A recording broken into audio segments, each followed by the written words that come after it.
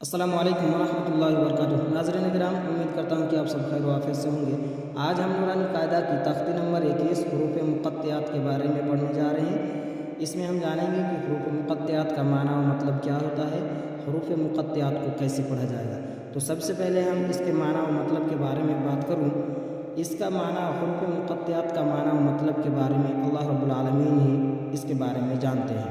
اور حروف مقطعات کس کو کہتے ہیں، کیسے حروف کو کہتے ہیں؟ یعنی حروف مقطعات ایسے حروف کو کہتے ہیں جو قرآن مجید کی بعض کچھ سورتوں کے شروع میں لکھے جاتے ہیں، لکھے ہوئے ہوتے ہیں، جنہیں الگ الگ کر کے پڑھا جاتا ہے، یعنی ایک ساتھ نہیں پڑھا جاتا ہے۔ تو کیسے پڑھا جاتا ہے؟ تو چلیے مشق کرتے ہیں، ساتھ میں آپ بھی پڑھیں۔ اعوذ باللہ من الشیطان الرجیم، بسم اللہ الرحمن الرحیم۔ یہ دیکھیں ناظرین کرام، حروف مقطعات ایسے حرف ہوتے ہیں، ایسے لکھے ہوتے ہیں، یعنی قرآن مجید کی کچھ سورتوں کے شروع میں اس طرح سے لکھا رہتا ہے۔ تو چلیے اس کو پڑھتے ہیں، کیسے پڑھا جائے گا۔ الف لام میم، یعنی اس کو الگ الگ کر کے پڑھا جائے گا۔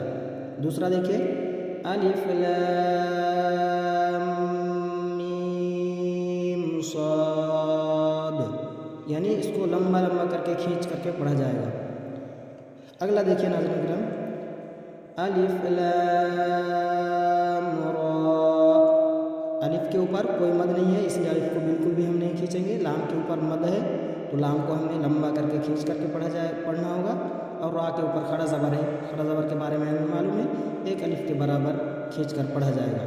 جیسے الف لام را۔ اگلا دیکھیں ناظرین کرام، الف لام میم را، کاف ہا یا عین صاد، طہ۔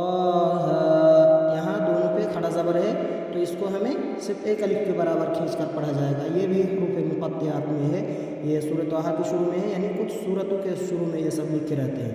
تو یعنی حرف کو اس کے نام کے ساتھ، یعنی الگ الگ حرف کا جو نام ہوتا ہے اس حرف کے نام کے ساتھ پڑھا جائے گا۔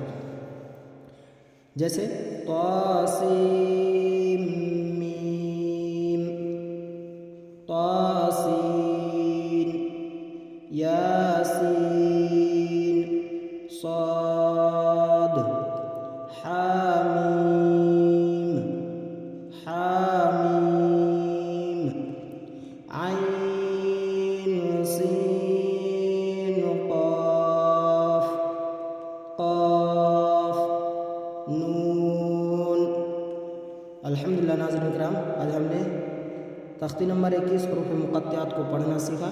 امید کرتا ہوں کہ آپ کو ویڈیو اچھی لگی ہوگی۔ اگر ویڈیو اچھی لگی تو لائک کیجیے اور شیئر کیجیے، اور چینل کو سبسکرائب کرنا نہ بھولیں، تاکہ جیسے ہی میں اس کا اگلا سبق اپلوڈ کروں اس کی جانکاری سب سے پہلے آپ کے پاس پہنچ جائے۔ تو چلیے ملتے ہیں اگلے ویڈیو میں، تب تک کے لیے شکریہ، ویڈیو دیکھنے کے لیے شکریہ، جزاکم اللہ خیر و احسن الجزاء۔ السلام علیکم ورحمۃ اللہ وبرکاتہ۔